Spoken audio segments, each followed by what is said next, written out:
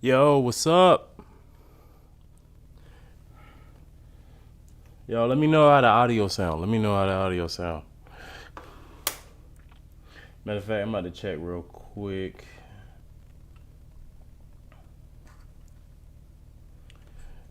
Yo, shout out to D Dot. Already see you in the chat, man. What's good?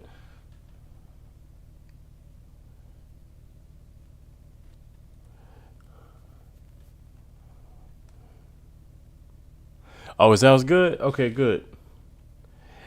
Yeah, like I'm playing around with mic positions. I'm working on that album and stuff. Uh, let me just let me just give a quick shout out since we are. I'm gonna wait a few minutes just to see if anybody pull up. You know, and I was worried about how the audio is gonna sound too, because we're doing like a multi-stream on Twitch and YouTube.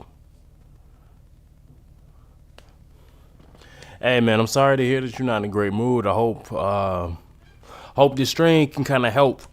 The new tagline for the streams for the 1430 podcast is "Come vent with me," because let's just be honest. Like, the world sucks right now, and in my personal life, shit has been real up and down. Like, this past week has been pretty down. So I just want this to kind of be a space where we could just say fuck it and just go for it. Like, I used to have this fear, even when I was, the idea of doing the show and doing it in a way that was just kind of unrestricted. I feel like there was still like a little bit of that fear that what I was gonna say on here might end up like impacting my career as far as like music and even like with my day job and stuff like that. But now I think it's kind of like fuck it. As I mature, in December I'll be 31 years old, and let's just say playing it safe ain't really helped the nigga get any closer to where I wanted to be. So let's just take the gloves off and say fuck it. And that's what I kind of want this thing to be. Like, kind of going into, leaving that last week, going into the new week, we just gonna like just be as unfiltered as possible. Well, there's a lot of shit that I just do not like that's been going on lately. And it's been irking the fuck out of me. Yo, what's good, Pat? Man, I appreciate you showing up. I know Sunday's a weird day, but like Thursday was not working. I talked about that on the Instagram page.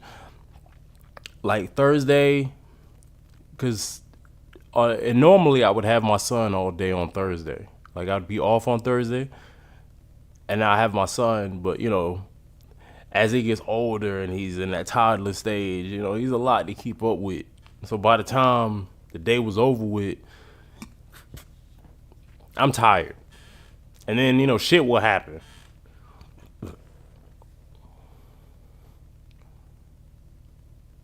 I feel you.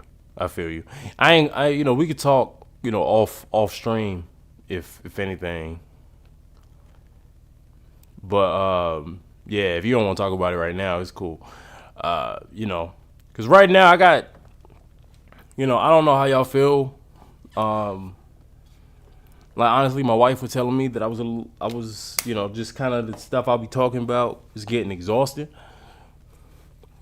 So, and I get it, and we're gonna, because it's a lot of heavy shit. But maybe I could just let some of that out in an outlet like this, and this shit be, a little bit more digestible. It could be like a little outlet for me and anybody else that want to join the stream and want to give their 2 cents. I got a few things I want to talk about. Y'all know y'all seen the. Oh, what's good, Michael? Yo, appreciate it, man. What else I got going on? The economy, man. The economy sucks. Yeah, I don't want to get too heavy into that because I got a lot of other shit that I got planned on talking about. But let's just say that the way of the world right now has kind of got me in a funk, and just like most things in life, like until it really affects you, it don't really hit as hard. Like you can watch it, and you can have like human empathy for shit, but until it really hits you, it don't really hit as hard. It don't really affect you as hard. We might get into it a little bit, but I got a few things I want to talk about. The title of this stream is called Everything is Offensive but Hating Niggas. I mean Killing Niggas. Everything is offensive but killing niggas.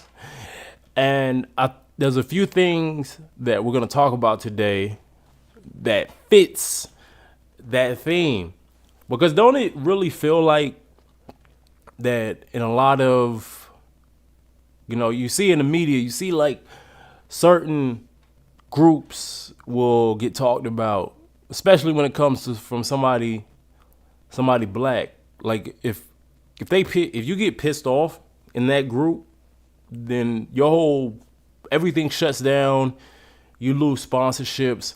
But it seems like when it comes to niggas, in particular, like it just seems like it never really goes wrong. In some cases, like with with a few country singers this year, it seems like when you piss off niggas, you go platinum. And you go from a relatively unknown, like, that guy that said, don't try this in a small town bullshit. You either, you might blow up. You want to go from a relatively unknown to superstardom off the back of pissing off niggas. Where in other groups, you don't really get that. But before I get into all of that, because there's a lot of like negative shit, I've been accused of being negative when it comes to certain shit. But I want to start off with some positive shit. Like I want to give a shout out to Nas real quick. Like as an artist and as somebody that's in the middle of completing my own trilogy, to be able to do 6 albums in 3 years and have 2 trilogies running simultaneously and all 6 albums be fire, like, is incredible. And in this era where a lot of the people from that we grew up on, that now because of social media and because we have way more access to them and we have way more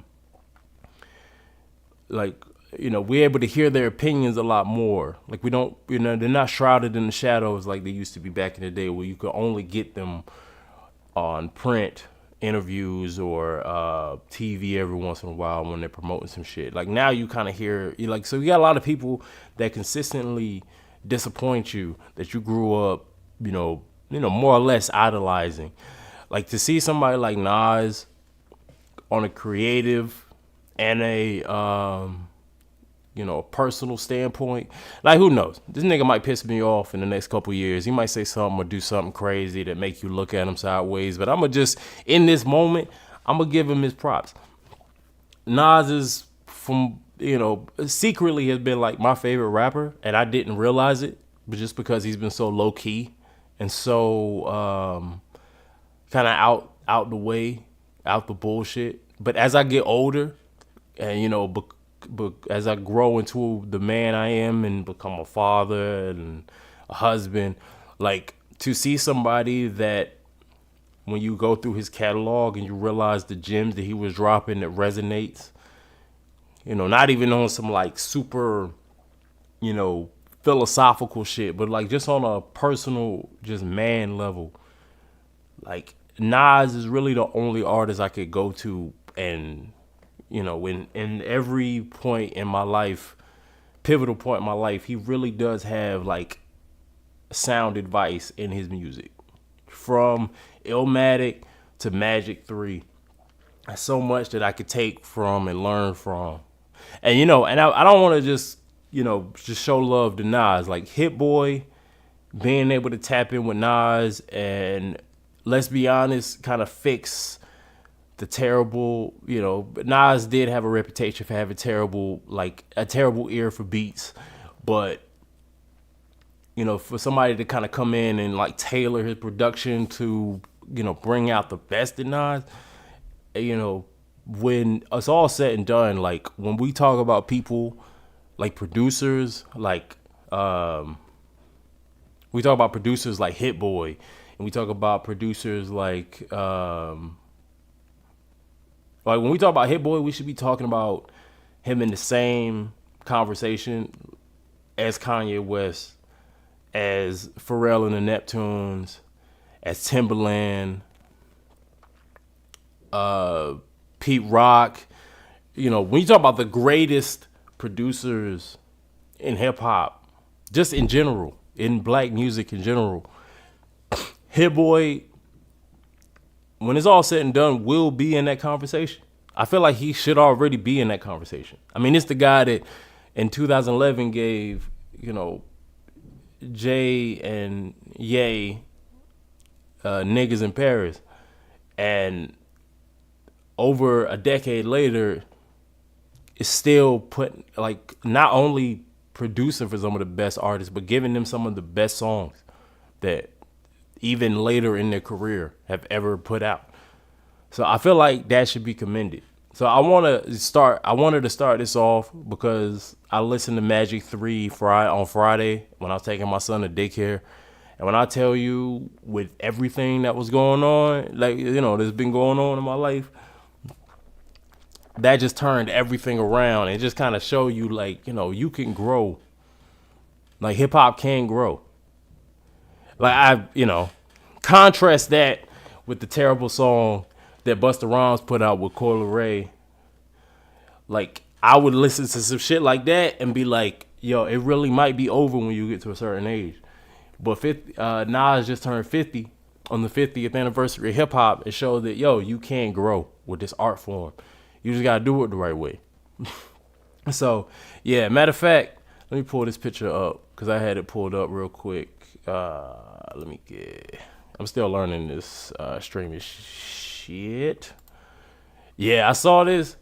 Nas posted this, and I was like, that is the most accurate way. It's just self-explanatory. Nas really might be the GOAT. Like, people say Jay, people say Wayne, some people might even say somebody like Kanye. Nas, other than like a few missteps, catalog-wise, I really don't think, especially after this Magic and King Disease run, I don't really think there's too many people that could touch Nas. Like, he dropped one of the greatest hip-hop albums of all time with his debut and has been more or less consistent like his entire career. So it's really hard for me to kind of think of anybody with his batting average in hip hop that could really like say, oh, I'm the best of all time. Like, it's really hard for me to think of anybody that could like take that mantle, honestly.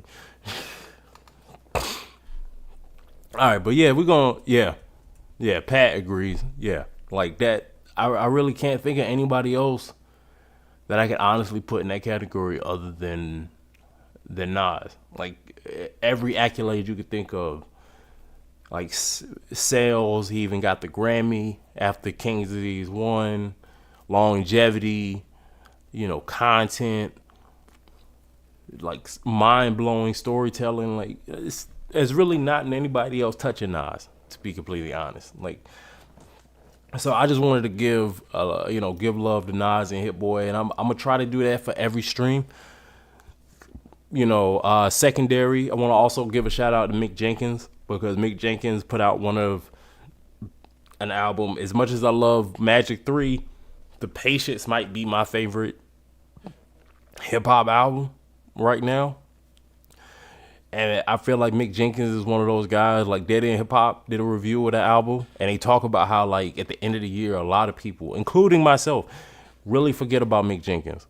And he consistently puts out some of the best music of the entire year, and nobody really fucks with it. I mean, or nobody like gives it the like. Not that they don't fuck with it, but they don't give it the time that it should. Like he's not spoke about in the same way as like maybe a Jid or other guys from Chicago. Like when Chance the Rapper was blowing up, maybe Mick Jenkins should have got that spot considering how things went with him. You know what I'm saying? So, I just wanted to give that little sidebar to also give Mick Jenkins his props while I'm on the topic. But all right, so we done with the positive shit. Let's get into the negative stuff. So when I say everything is offensive but killing niggas, let's start off with the VMAs. I didn't know how I was really wanting to get into everything, like what the order of everything was going to be, but let's get into the VMAs. My wife turned on the VMAs last week. And honestly, I'm going to be real with you. I really could not care less about the VMAs. But, I'm watching it. Until I could fall asleep. And, just one observation that I made was that, actually, did any of y'all watch the VMAs? Now that I'm asking. Now that we talking about it. Anybody watch the VMAs? While I wait on y'all to answer me on that, I noticed how they kind of was, like, I don't know if anybody's noticed, because I watched it last year too. My wife really likes to watch, stuff like that. And I noticed how they're kind of phasing niggas out. Like, yeah, they had Nicki hosting, and then they had a couple talking heads like Sweetie. I know she got a lot of like flack for fucking up with her hosting duties. And then you might you got a Meg and Cardi performance, but I don't know, it just kind of felt like for a long time, maybe because I don't really watch this shit, maybe they never really gave niggas a highlight, but I just felt, from year to year, I'm starting to like notice that a little bit. Like, niggas is not being highlighted. Yeah, it's like last year it was Blackpink and all of the K-pop stuff, and then this year it felt like it was really focusing on the Latino crowd with people like Bad Bunny and Shakira getting the Video Vanguard Award. So maybe it's just kind of a theme thing because, K-pop was a hot thing last year, so that was a focus. And then, like Bad Bunny and Latin music has been really popping off the last year, so maybe that might have had something to do with it. Yeah, like I heard something like I see what you mean, D-Dot. Like it was, like I think somebody mentioned how like they made like over $40 billion. It was some crazy number. I'm half asleep by this point, so that number might be actually $40 billion sound crazy, but it was like it was a billion number that they mentioned. And like, I was just like, damn, for real? And considering how everything has been down, especially in music, the fact that they were able to generate like over $1 billion in revenue was kind of incredible. So all right, that's just kind of me like overanalyzing some shit. So it might not even be that big of a deal. But I just noticed like the lack of nigga presence there on the show. But there were two talking points that came out of it that I want to discuss that kind of like, really encapsulates this theme that I got going. So Sukiyana was on the red carpet for the VMAs, and her pose kind of like pissed off a lot of folks. Matter of fact, let me pull that up real quick. Oh, if anybody got any advice on how to like really do this transition shit a lot better, I'd appreciate it. I'm still trying to get used to this shit, and like I've been slacking. I ain't gonna front. So this picture right here seemed to have pissed off a lot of people. Like the caption right here says she fires back at critics over viral photo from the VMAs. And first, I just want to say this, right? For everybody, because whether it's her or Sexy Red or Glorilla or whoever you really feel some type of way about, I really need y'all to stop talking about them if y'all really want them to go away. Like, okay, if you just part of the conversation, like if you just want to be part of the conversation, that's one thing. But like in reality, you niggas be talking about these artists y'all don't like, and I don't understand how after years nobody's really caught on. Like y'all haven't caught on to the fact that talking shit about these people, tweeting about these people, you know, giving them all this engagement is exactly what they're looking for, and you unintentionally are promoting this shit. Like back in it started, like I realized it in 2016 because I was guilty of it too. I was guilty of like anytime I would come across an artist, especially the ones that would like, you know, starting to pop off, and I'll just be like, man, this is fucking terrible. This is fucking terrible. And like, why is everybody like listening to this instead of this shit? Like, why is everybody so focused on this? And like, you know, I'll be talking mad shit. Somebody do an interview, like I think Lil Uzi Vert did that interview with Ebro, and he was talking mad shit about like, you know, old school hip hop. Like I think Ebro put on a beat and asked him to freestyle, because that's just what people do. You're like, oh yeah, like you show up to a radio station, do an interview, they want you to freestyle. And he was talking mad shit about them, about like, you know, the old school. Like I think it was like a Pete Rock beat or some shit. And he's like, nah, I don't want to rap over that shit. That shit's old. That shit's whack. Like he was going in like real hard.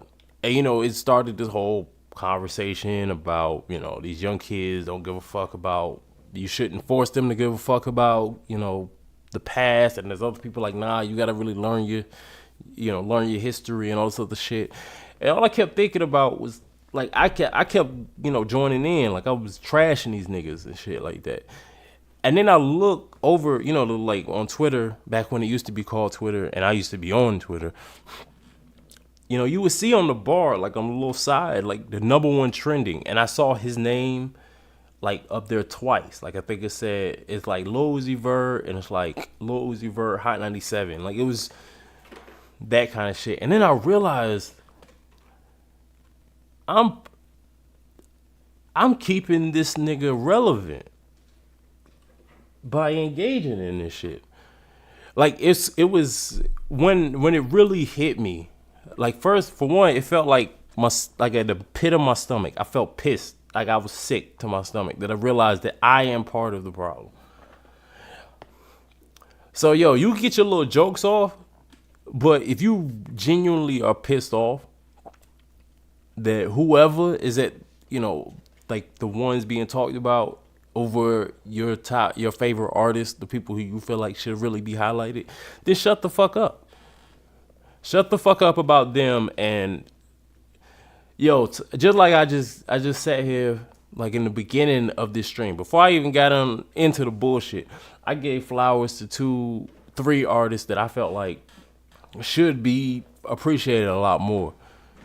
You know, one who's been in the game forever and really just now getting the flowers that he should have got a long time ago, and another artist that's been putting in work for the last few years that is constantly overlooked. And I feel like a lot of that comes from the fact that you spend so much fucking time, you know, fueling the conversation of motherfuckers you don't like. And you realize like it's a joke at the end of the day. All of this is a joke. I'm not gonna get into the whole respectable politics shit, because and to be completely honest, like everybody that we hold at such a high regard are bad people for the most part. Like I really hold on, let me get back on the main screen. Um, I really feel, and this is kind of like one of those things where it's just something that I noticed, because you would hold even the people who I thought were great, role models, artists, whatever the fuck you want to call it. I feel like majority of them have kind of showed their ass lately, and have showed me that they're terrible people.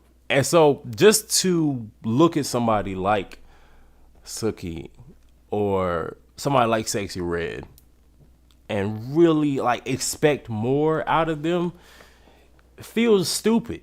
And then this idea of like, 'cause we already know what it is. So niggas just asking the question like, about this being so, oh, this is influencing our young girls. First of all, if you are in any form listening to rappers who are basically the male equivalent to a lot of these women, like I think you really need to reevaluate. You can highlight, the artists that you think are like these super intellectual and lyrical and positive and all this other attributes. But there's a lot of us that still from time to time, whether it's in passing or like we really consume it, like we're really fans of this shit. Like we all have, for the most part, have artists that are even worse than these women that we consume on the time, and we bump their shit all the time, and we dance to their shit all the time. Like we go to the club and rock with their shit all the time. Like, so that's already like one thing.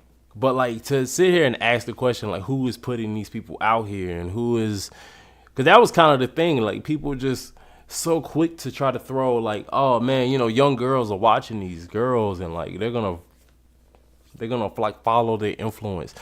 Like, yeah, nigga, all right.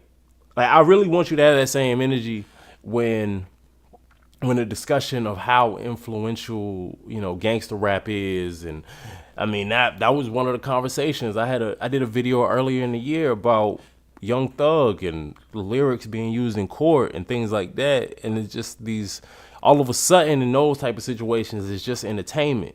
But I feel like, depending on who it is, people all of a sudden recognize that, oh, this shit is detrimental. This shit can be dangerous. And I think that's BS.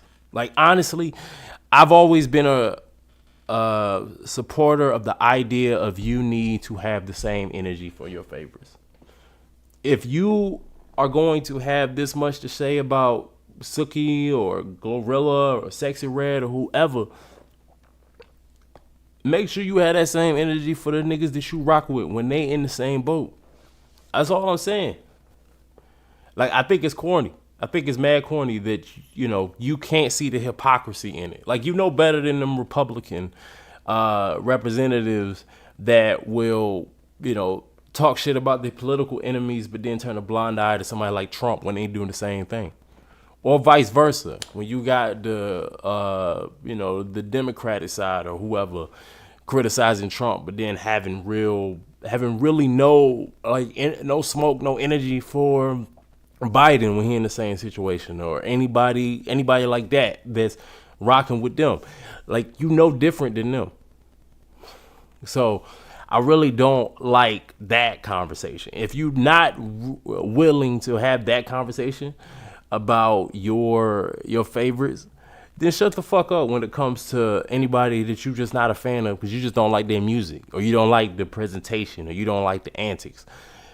Because at the end of the day, like I said, it's a joke. Like back in the day, we used to have the same kind of energy for people like, during the Snap era, right? And then think about it now. Like that was back like 05, 06. Like who really checking for D4L now? Like, unless you doing some kind of retro thing, homecoming season's coming up. Like homecoming's gonna happen. People are gonna play, you know, some of them songs from back in the day, and you're gonna get nostalgic. But in truly, how much of an influence did that shit really have in the long run to hip hop? It didn't. It was a trend.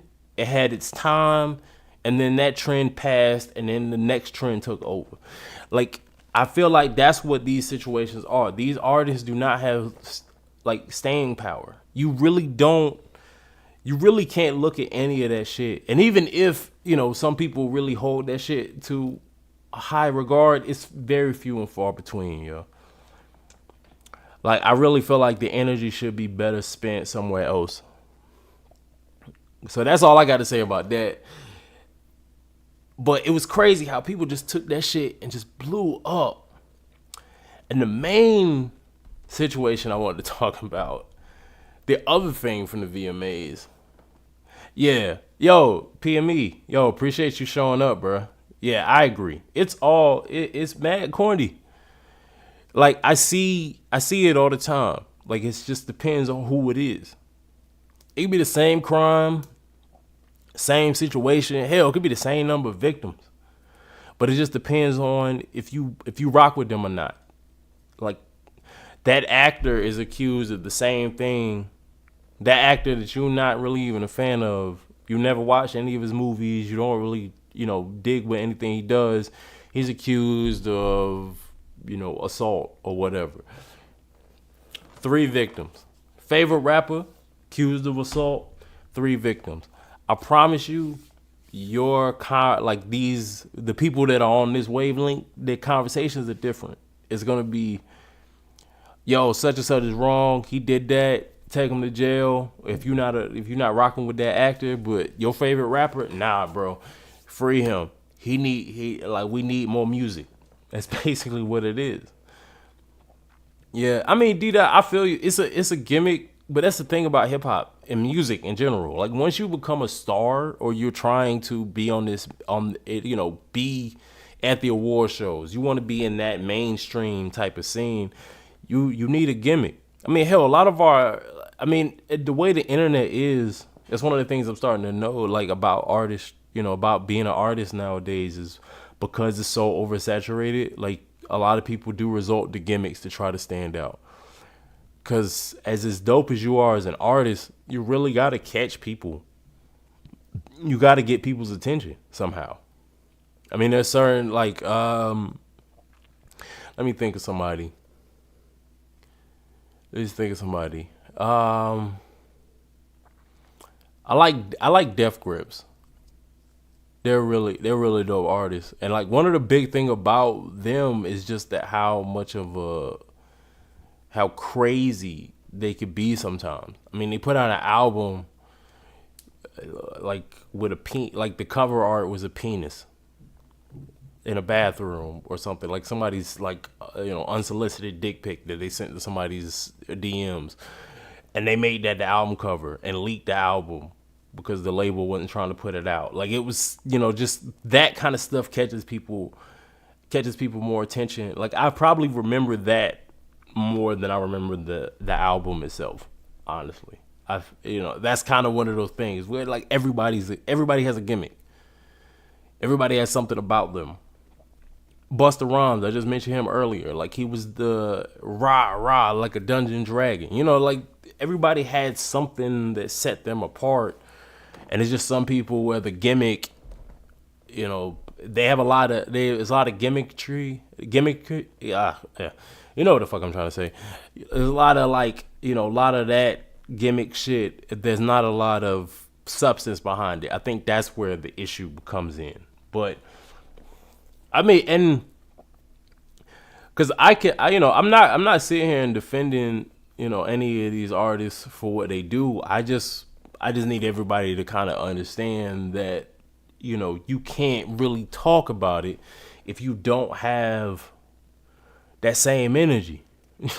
You don't have that same it's clear hypocrisy, right? Matter of fact, let me point out a situation of hypocrisy. So I really rock with Doja Cat and this new direction she's in right now. Now, I was a big fan. Like, it's been really back and forth. I was a really big fan of Doja Cat before she was really well known. Um, and then when she started doing the pop shit, it was kind of whatever. It was like, all right, get your money, nigga. I'm not really feeling it, but you do your thing. Um, but ever since she started wilding on her fans, and she's been putting out these like, she's been attacking people, putting out this weird stuff. It's all gimmickry. I'm probably not saying that shit right. Who cares? I've had a beer too. I had a couple. Yeah, like ever since she been putting out this weird stuff. People been feeling some type of way, and like I mean, she even lost like thousands of fans. Yeah, gimmick. Fuck, gimmick. Bro, I'm reading it and I still can't say it right. I don't understand.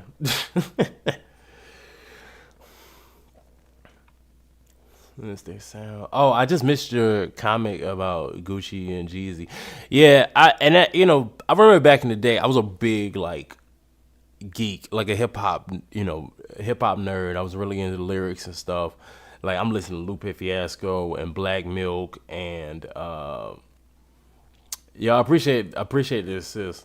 I was listening to stuff just real underground, and I remember being in high school going like, "Yo, man, you really need to listen to this new Lupe album, man. You need to listen to this instead of Gucci and Jeezy and shit." And I was hating on Gucci and Jeezy because they weren't rappers, in my opinion, at the time. And but as things kind of went on, I think it really changed when I went to college, and then when I realized, when you trying to like just kind of chill and have a good time, you don't want to hear that deep shit. And that's when it really that's when my mindset started to change, because when I was in high school, I wasn't in them environments like that. But you could play Gucci and Jeezy at the party, and the girls will start dancing, you having a good time. You can't really do that with Lupe Fiasco. You can't really do that with Black Black Milk or Mad Lib or Mickey Fax or Sky Zoo or whoever I was listening to at the time. So everything has its time and its place. I've always just hated the fact that one is showcased all the time, and then the other one just is completely ignored, sometimes even banned. Like I was watching this video. I'm gonna get back on the Doja Cat thing in a second, but I want to get this point out real quick while I'm thinking about it. I was watching this video, this YouTube channel called Cultureless Theory. They are really dope. They do these lists ranking like people's full discographies and the conversation. They do it for hip hop and R&B, and it's really dope. It's really dope discussion starter. And they were ranking their best hip hop albums of 2005, and they listed, I think it was number 4, number 5, Little Brothers the Minstrel Show, and I was really happy that one got highlighted. But there was one part where they throw in little fun facts every once in a while, and like one of the things they said was how BET refused to play their music video for Loving It, and how the Source magazine, one of the editors of the Source magazine quit in protest because they changed the rating from the minstrel show from 4.5 mics to something lower because they didn't want it to be rated higher than Jeezy's Thug Motivation 101 album. And so when people talk about how like, oh well, this isn't giving love because it's just not hot, like the people are not checking for it, this isn't what the kids want. But then when you hear stories like that spits in the face of that kind of shit. Like when you hear stories about like certain artists being banned from having their music or even making appearances on BET, because of their subject matter being a little too positive. Because I think like it was sometime after the Viacom, like Viacom bought BET, and people were saying how hey, there's a band list going around that these artists are not allowed to be on BET because of one reason or another. Like they would try to say little shit like they were too old. Like I know Carius One was one of them because he was very vocal about it. I just mentioned Little Brother. Like, you see the names, you can look it up yourself. You can see the names that are on there, and all of them have a certain message and have a certain, have a certain quality about them that the other artists that were being showcased. So when people try to tell you that, it's just that people not really fucking with it, it's because. But then when you look at that, like you see that kind of shit that make you go, it may not be that cut and dry as like, the people are not rocking with it.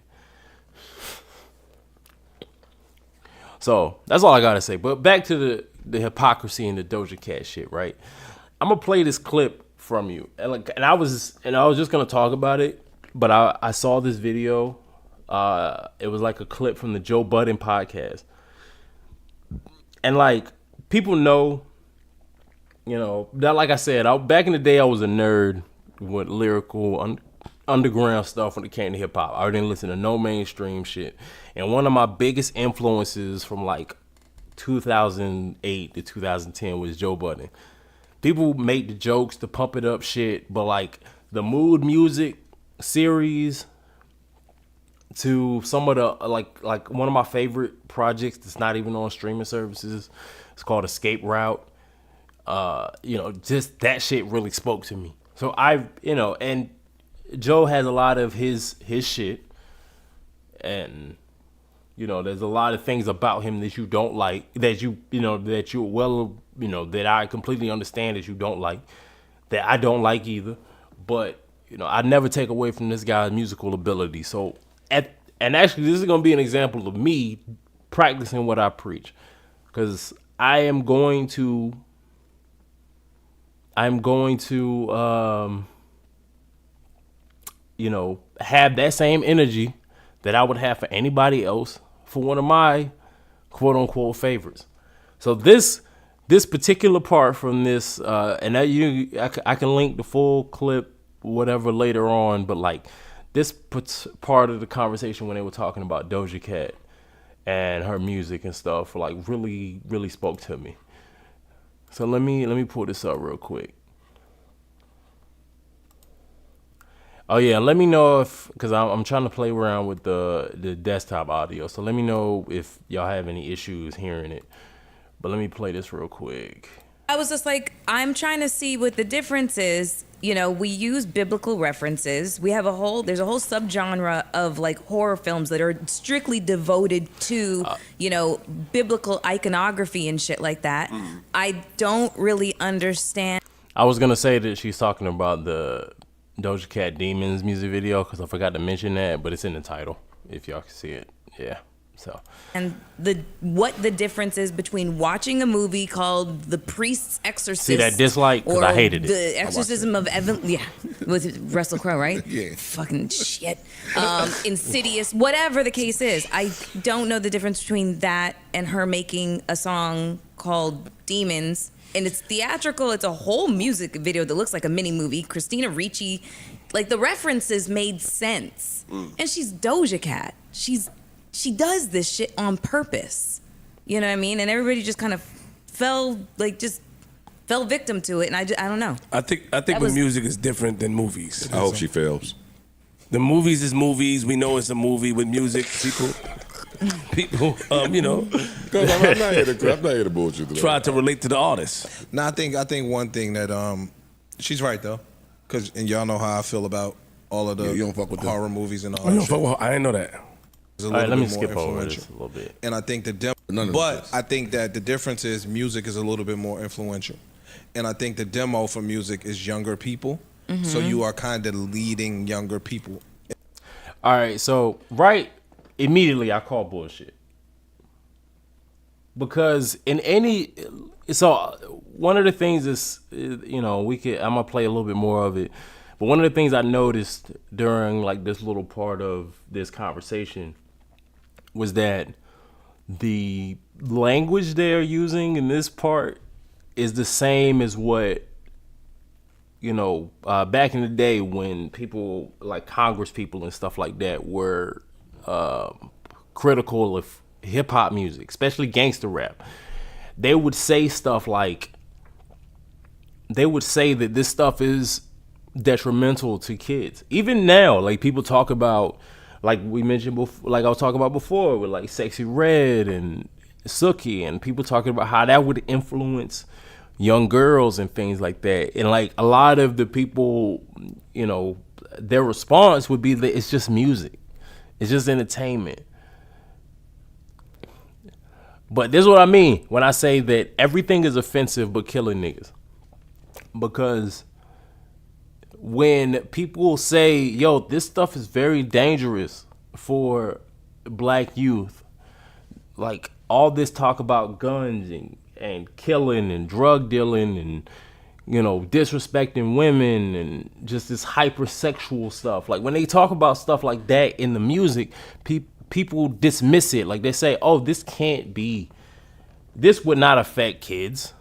Like this is just entertainment. It's the same as a movie. But right here, because of this demonic imagery that they're so critical about, all of a sudden now, oh well, it's way more influential if you put it in the music than you put it in a movie.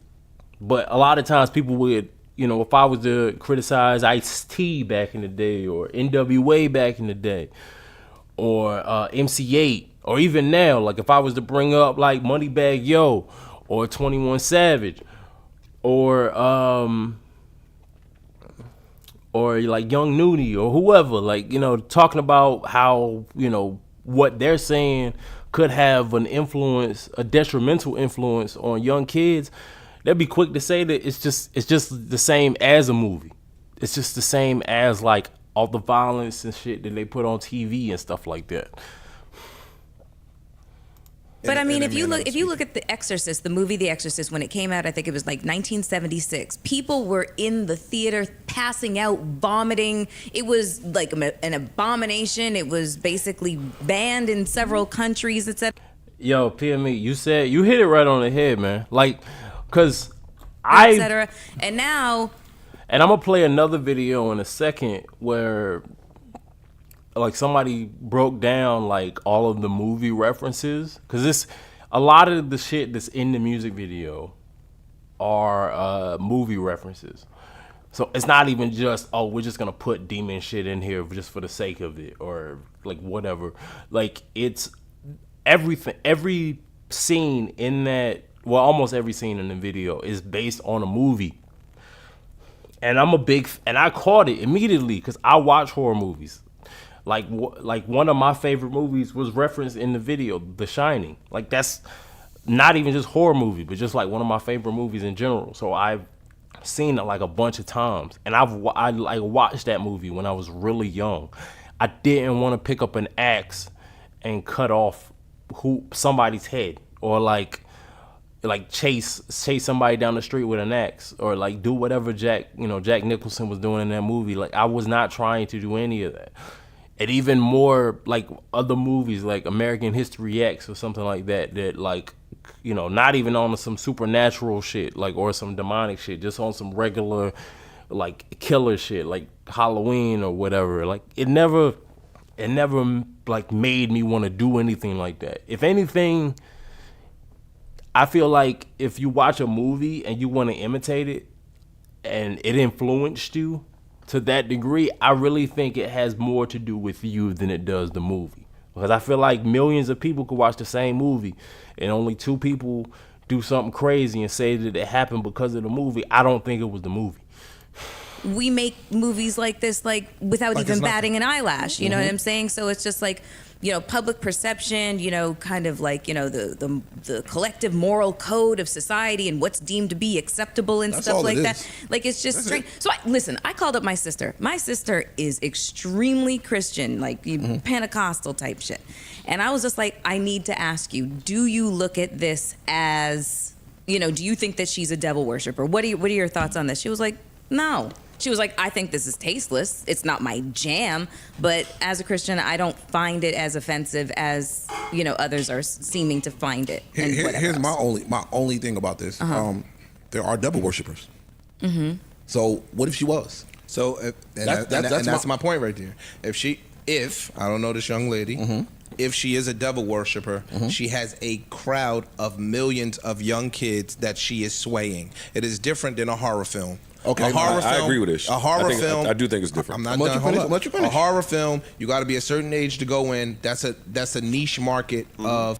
All right, so that's bullshit because one, they put the parental advisory stickers on music. I mean, even now on like streaming services, they have a little explicit label next to the name of, either the name of the album or the artist or even the songs or whatever. Like, they have an explicit label right next to it.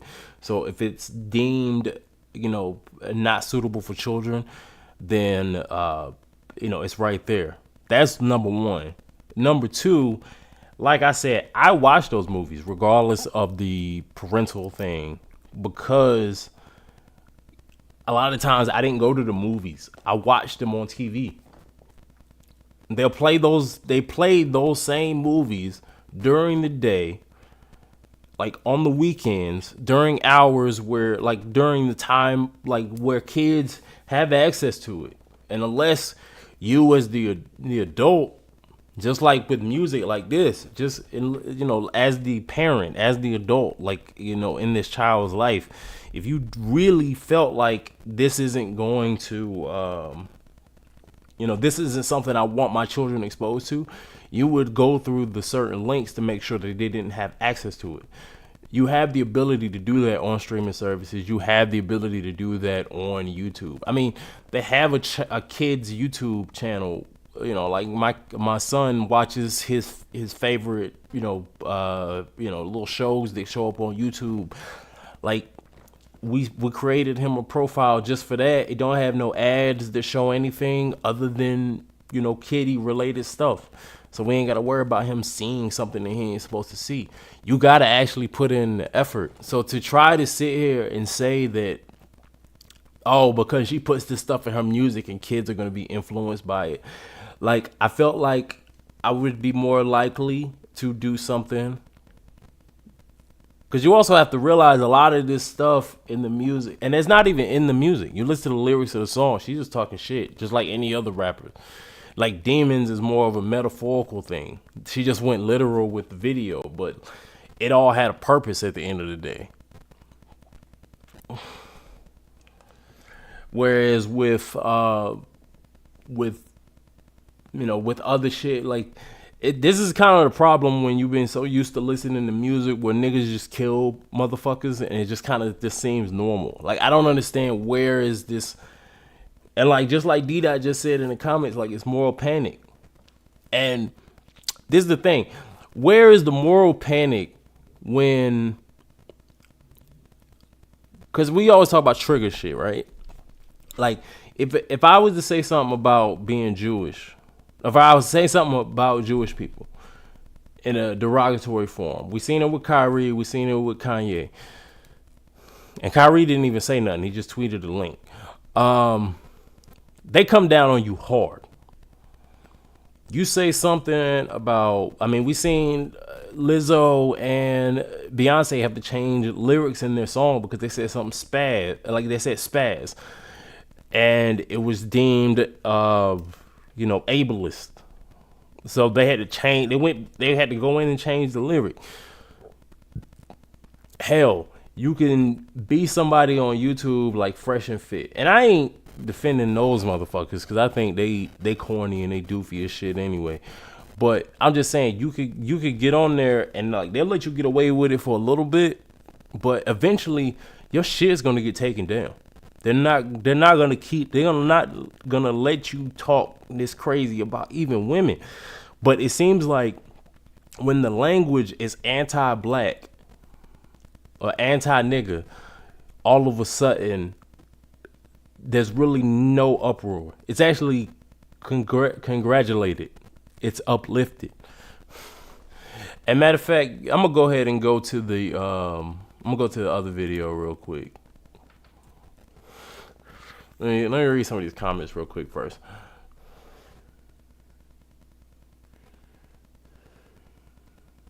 Yeah. I mean, there's really nothing off limits at this point. Nah, they didn't say stab. They said spaz. Like, I'm spazzing out or something like that. Like, it was in a lyric, metaphorical way. I mean, hell, Jamie Foxx had to make a public apology for something that he didn't even say the word Jew or Jewish in what he said. It was some kind of, post about like, they killed Jesus. What do you think they'll do to you kind of thing? Like, more or less, I'm paraphrasing. And it was kind of like he had to come out immediately and apologize for it. Whereas, like, there's a country singer right now. I don't know him. I don't know his name. I just remember like seeing his song go viral for a little bit. And I don't even listen to country music. Exactly. I don't understand how that's ableist either. Like, it's weird how that even became a thing, to be honest. Like, people say spaz all the time. And I know, honestly, yo, it's kind of, can I just say that I think everybody bitch made now?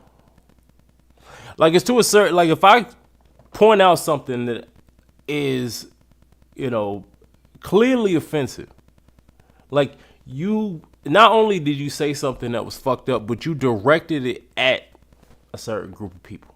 Like, hey, Kanye, like, he definitely was attacking Jewish people. There's no denying of that. Like, the bro was saying, I love Hitler. It don't really get more anti-Semitic than that. But then a situation where like Kyrie tweets a link and all of a sudden everybody starts to bitch and he loses sponsorships. I haven't heard of any of these country singers, these right-wing folks. None of these people, actually, people will come out, like, influencers to athletes to country singers. They will say something crazy. Even be caught on camera saying the N-word and stuff like that. And all they gotta do is apologize, and it's treated like it's water under the bridge at that point. You can apologize. Nick Cannon will lose his TV show still. You can apologize. Kyrie gets suspended and loses his sponsorship with Nike, with Nike.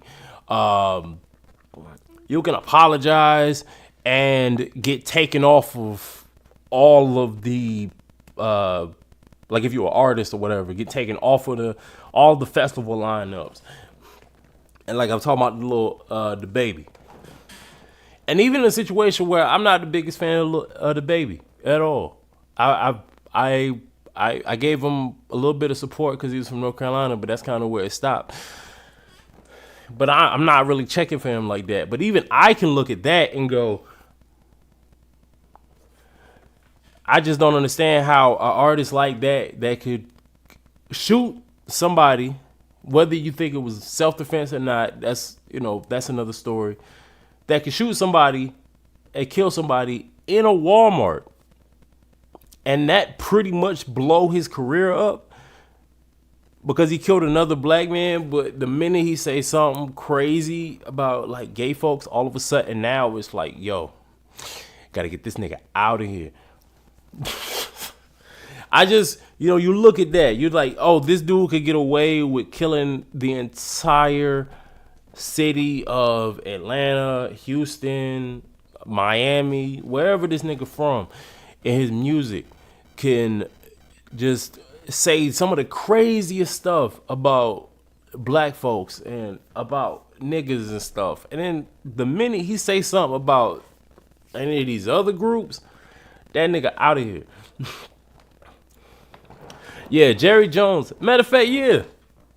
In a situation where, like, he employs, like, the owner of the Dallas Cowboys, like, a good maybe 80, 90% players and staff are black. And he says racist shit. And people know. It's an open secret. He's racist as hell. But nobody put no pressure on him to sell his team. The NFL is another story. I even touched on like I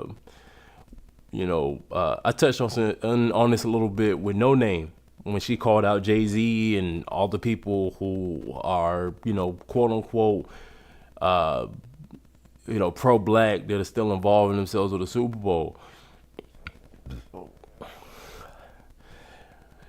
But I think it's also because niggas are more into being everything but black. I can't remember. It was a comedian that said this not too long ago, but I just remember that resonate with me. Like, people are more into being rich than black. And this Doja Cat example, they're more into being religious than black. If they gay, they're more into being gay than black. If they are from another country, if they're from the UK, they're more into being UK than black. There's some black folks that are more into being American than black. There are just any label you could think of. They're more into being football fans than being black. Because really, when all that shit went down with Colin Kaepernick, that was when I first realized, a lot of these niggas is not worth saving. Because, if you really want things to really change and get better, you can't vote for the right guy and all that shit is just magically going to be fixed. You gotta really we gotta really put ourselves in uncomfortable positions. But the slight uncomfortable feeling of just not watching a fucking football game for a year, and niggas was like, nah, I can't do that. That just let me know. And that's the kind of energy you gotta have, because if a lot of these other groups, that's why shit move as fast as it do. Because in a lot of these other groups, if everybody said, yo, we not rocking with such and such, and because of what he said, yo, they money would disappear like that. Like, a streamer say something crazy about any of these other groups, they go from being number one to completely irrelevant overnight. And there's the thing, because black people put on the cape for all these other people. Like, I remember it was Pray for Paris, and everybody was changing their profile pictures to have like a filter with the Paris flag. And then like the same or even worse happened to, I can't even remember. It was so long. I don't even remember what the fuck happened in Paris. It was an African country. Same thing happened. It was fucking quiet. You see, even with the, like how, even on the opposite end, when it came down to whether or not, I can make money with this dude or not, I'm not rocking with such and such because, he's on some racist shit. Lil Durk did a song with that country dude. I don't remember his name. He's not important enough for me to even know who the fuck he is. I just remember him getting caught on video saying the N-word. Sales went up like 800%. And then Lil Durk saw that and said, nah, that's my boy. Same Lil Durk that's killed more niggas in his music, probably. Like, if he killed as many niggas in his music, like if he really has, I think single-handedly lowered the black population by 40%. Will kill niggas all day in this music, but can't stand up to no white man saying nigga because he wanted to make some money.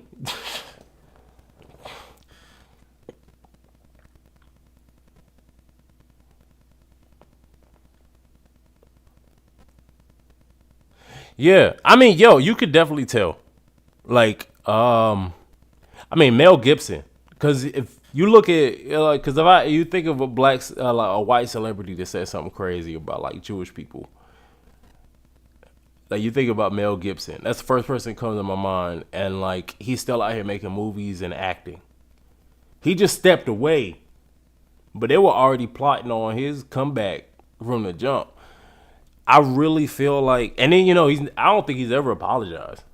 I could be wrong, but I don't even think he's apologized. So it makes it even crazier that he was just able to just kind of like just take a little vacation, just sit around, didn't have to give back any Academy Awards or anything like that. Like nobody was calling for his expulsion from the Academy or no shit like that. Like they just say, oh yeah, he just got to sit down for a little bit, and then he'll come back. Like he just do some behind the scenes work, and then we'll put him back in front of the camera in about 5 years. You just work behind the scenes until then. Black celebrity, you may not never recover. Yeah, like actually, yeah, you're right. Like he doubled down on it. He definitely doubled down on it. Like it's so you're seeing like it's a clear difference, and like people just don't get it. But it's the fact that like we'll still support it.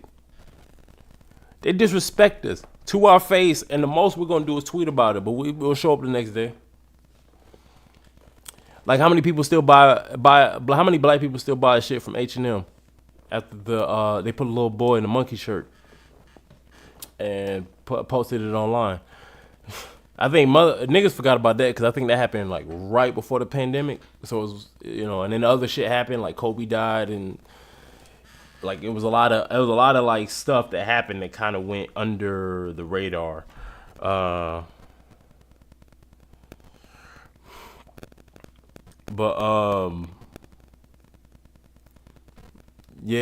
Sorry, I got like a comment. I thought it was on this stream, but it was something else. Damn,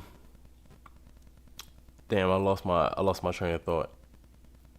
Yeah, I lost my train of thoughts. I think it's a good because I need to get back on track. So we were talking about the Doja Cat thing. I'm actually already over time, but fuck it. If y'all are willing to stay down, we gonna still keep going. But I was talking about the Doja Cat thing. So this is what these niggas had to say, and this is what a lot of people have been saying, because it's like, just like I said, they more religious than they are black.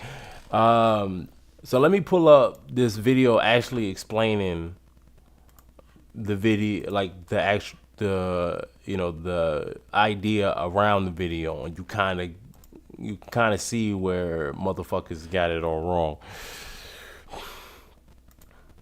It was just a few months ago when Doja Cat pissed off her fans and called them creepy. And this video is short, it's only 2 minutes. And lost 500,000 followers on Instagram. So how did she go from that to being #1 trending on YouTube Music for the past 3 days? It's easy to say that her new music video Demons is an Illuminati ritual, but people are missing the point. A painting by Swiss artist Henry Fuseli called A Nightmare features in the beginning scene of the attic in the music video. It foreshadows the I missed that the first time I watched it. I'm not gonna lie. In the painting, a sleeping woman is being pinned down by an incubus, essentially a sleep paralysis demon. This is why Doja appears in the next scene as a demon, torturing Christina Ricci in her sleep. She wears jewelry with snakes on it, an ode to Medusa, the original succubus, female version of an incubus. She explores the horror genre by making multiple references to cult classics like The Shining in the video. The bathroom where Doja sits in the bathtub is a close replica of room 237 in The Shining. Doja communicates with the children of the house using the style. That was the first reference I caught, and that's when I realized, oh, there's a lot more going on in this.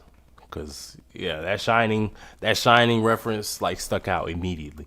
On a television set, very similar to the movie The Poltergeist. Just like The Poltergeist, the music video ends with the family immediately exiting the house. Their car knocks over the for sale sign in front of the house, put up by Abaddon Realty, Abaddon being the biblical term for realm of the dead. basically hell. We return to the scene in the attic with Doja's demons side by side with Fuseli's demonic painting. But the truth is revealed behind the lens of the camera with a shot just like Stanley Kubrick's All Work and No Play scene with Doja behind the typewriter. Doja spells out her lyrics for us by ironically wearing a Cash Cow t-shirt referencing her first viral video, Bitch I'm a Cow, and pointing out that despite the hate, she's focused on making the most money possible, and the demonic imagery that she throws at us is what gets our attention. She's not only telling us her strategy, but she's telling us that she's good at it. Covered in blood, she's rebirthing her music career and going in a different direction. Scarlet is basically a symbol for the reimagination of the self, or the rebirth, just a new beginning. In the Attention music video, she stays unbothered by any attention shown to her, whether positive or hateful. True to her ideals of not caring what other people think, Doja walks in the opposite direction of her haters, who have distorted and featureless faces, highlighting the anonymity of staying behind a screen. So, you know what I'm saying? It kind of helps when you listen to music that, people actually put thought into and are actually creative and are, it's more than just niggas pointing guns at the camera or holding a block of money to their head. It kind of helps when you kind of you recognize that people are a little bit more creative and are actually trying to do something a little bit bigger than just the normal shit. So that's why, and that's what I'm saying. That's really what pissed me off. Because even with that conversation with the Joe Budden podcast, and when they were talking about it, not in that same clip, but it's part of the same podcast, but they were talking about Sexy Red. And I just sat here and talked about how we shouldn't,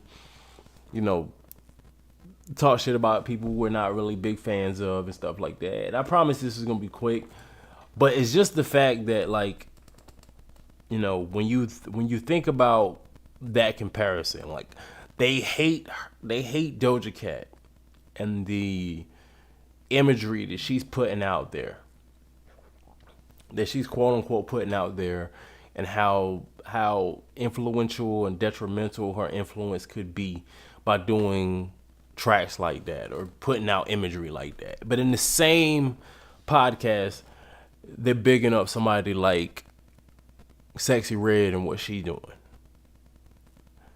I don't know. It's just something to think about.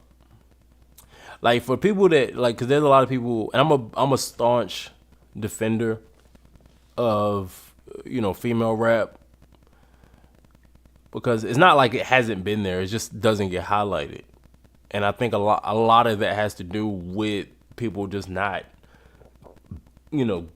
looking at it on the same level as the men. But there's a lot of women that put out that rap circles around a lot of these guys that we hold to such high regard, that just don't get the time of day for misogynistic reasons, just to be real. I'm not going to be one of those people that know the fucking answer and don't, but just sit here, they know the fucking answer. Even if you don't know it off gate, you can take 2 seconds to just think about it. You don't even have to Google it. You don't even have to look into it. Just think about it for 2 seconds and you'll know. It's misogyny. We already know, it's misogyny, the reason why, female rappers don't get the same, Oh, man, I'm sorry to hear that, bro. Yeah, I hope your dad's okay. Yeah, go ahead, man. Yeah, I'm about to wrap up here in a second anyway, but yeah, I hope y'all do good, man. Just be safe, both of y'all. But yeah, it's a it's a lot of women, and it's the same reason why a lot of rappers or a lot of artists that we feel should be highlighted, that has a positive message or just skill wise just better than a lot of the people that get they get the highlights, they get highlighted. We realize it's because they because of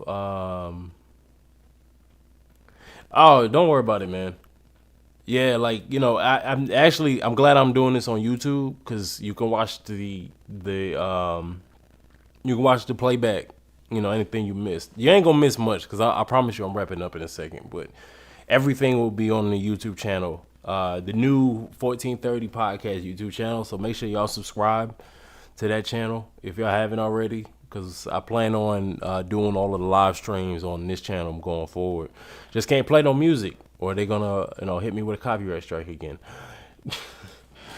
But it's I don't understand why people just sit around and act like they don't understand why shit doesn't get highlighted the way it should. We all know, like we all know the people in power want the negative shit over the positive shit. So to act like why such and such doesn't get enough love, that's why. Or if they not even on no positive shit, or no, they just not they still on the same trendy shit. It's probably some misogyny. The dark skinned girls don't get a lot of love. It's the color of shit. We all know. So stop acting like y'all don't. But it's just the fact, the irony of them bigging up Sexy Red, but then also having so much shit to say about Doja Cat. It's because what they see her doing isn't as offensive, even though it could be as or even more detrimental than anything they think Doja Cat doing, in my personal opinion. I'm gonna be real, like, if I was God, I'd be very offended by the way people talk about him, because people make God sound like a bitch, to be completely honest. They make God sound like a bitch, like a very insecure, like anytime somebody says or does something that goes against what God stands for, and like they make him sound like a bitch, because at any time, like, he got millions, billions of people on this planet, billions of life, the most all-powerful being to have ever existed, that created everything, that has the power to, if he just don't feel like it, he don't like what's going on, could just erase it off the face of the earth.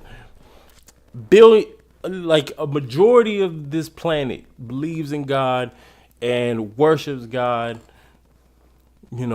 to varying levels, varying degrees, but for the most part, everybody's worshiping, everybody's giving thanks, things like that. And it just be like a couple of people that maybe devil worshipers or atheists or just, heathens or whatever. Like, it just be them couple of people.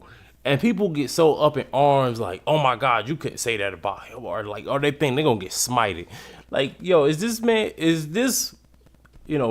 woman, or whoever being, like, this all-powerful, almighty God that has that much of a fragile ego that if I put out a music video that is deemed demonic, like, that's really gonna hurt his feelings. I just don't understand why a couple people can make a quote unquote demonic song or performance or whatever, and then everybody gets so up in arms, like, oh my God, this is the most disrespectful thing in the world.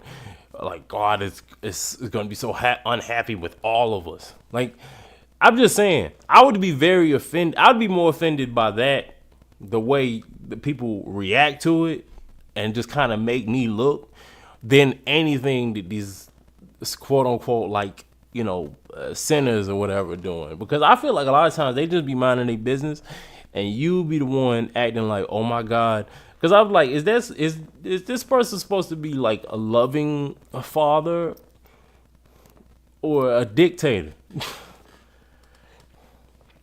Like, come on, is he your father? Is he the almighty father that we should be worshiping and praising, in this loving being? Is he Hitler? I don't understand.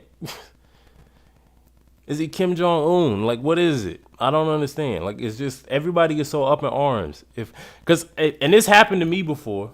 I've done some songs or said some shit, and like, everybody looked past everything else I said. Like, I got a song called Hell's on Earth that I put out like a few years ago, and I remember my boy, mind you, could not, like, he's one of those people that in all honesty, he liked the gangster stuff. He couldn't care less about the shit that I'm putting out, and it's cool. It's cool. Like, I'm not looking for friends to be fans of my music like that, to be completely honest. But he heard that project, bypassed everything else I had to say.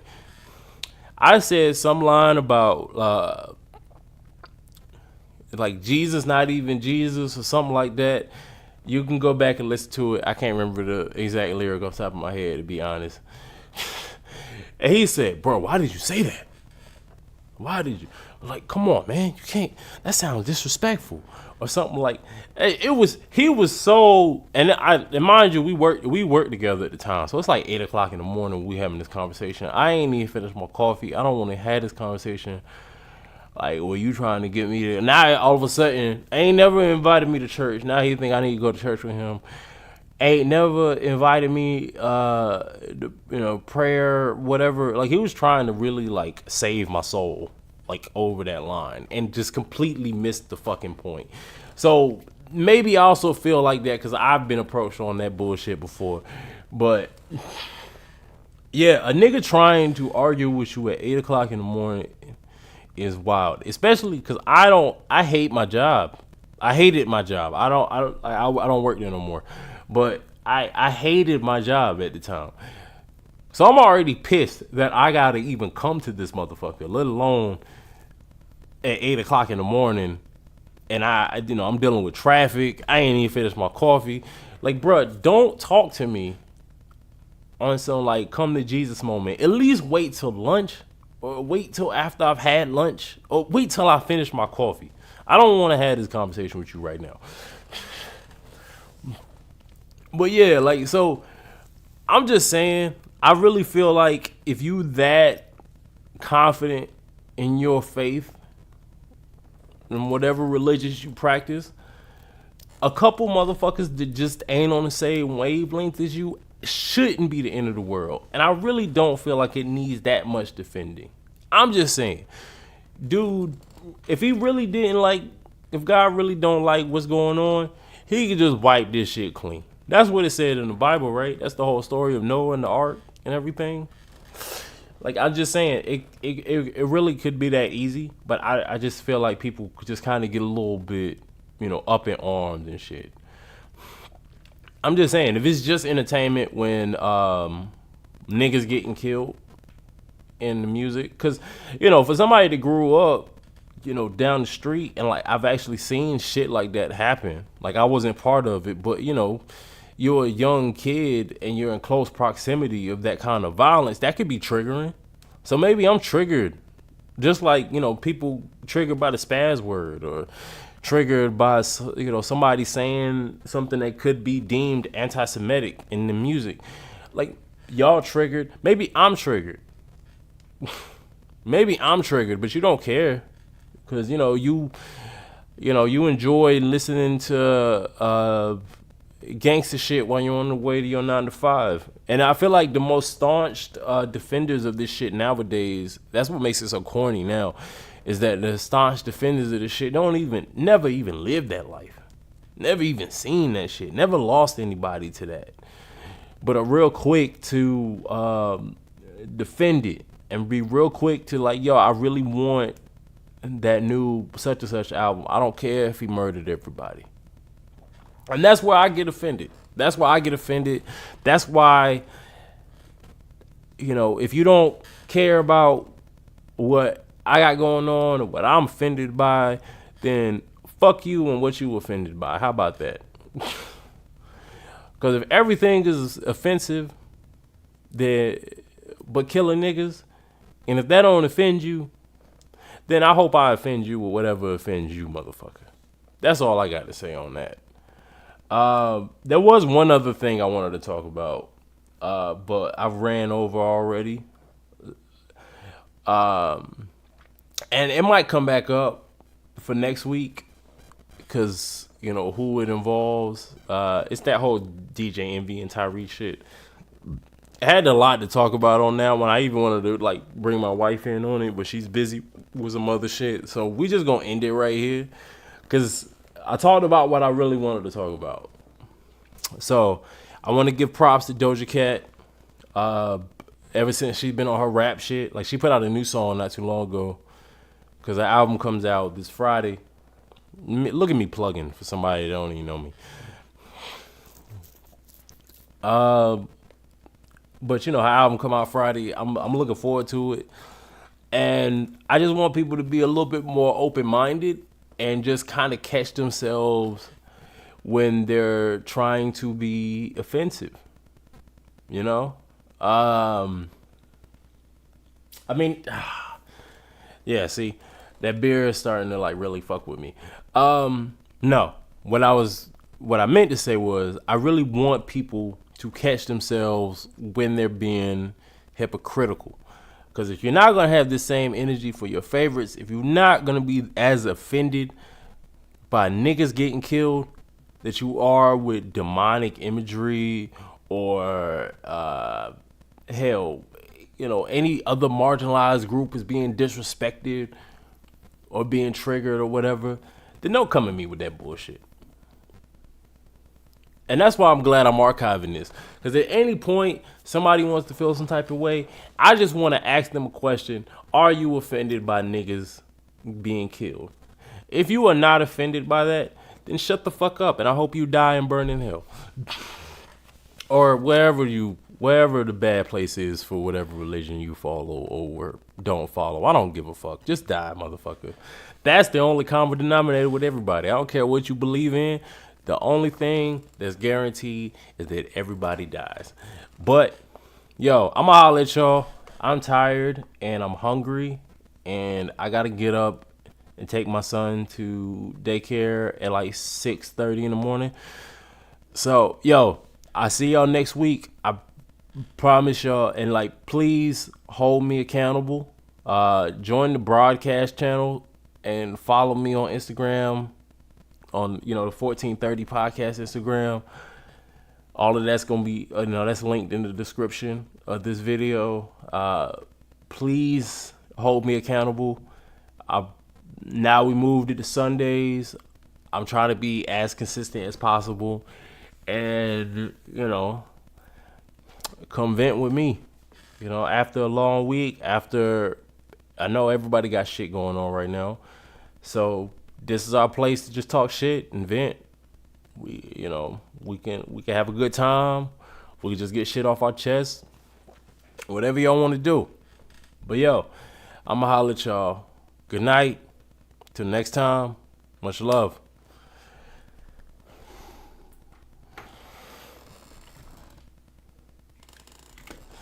Hey, appreciate it, man. I'm glad you had a good time. Yeah, this was fun.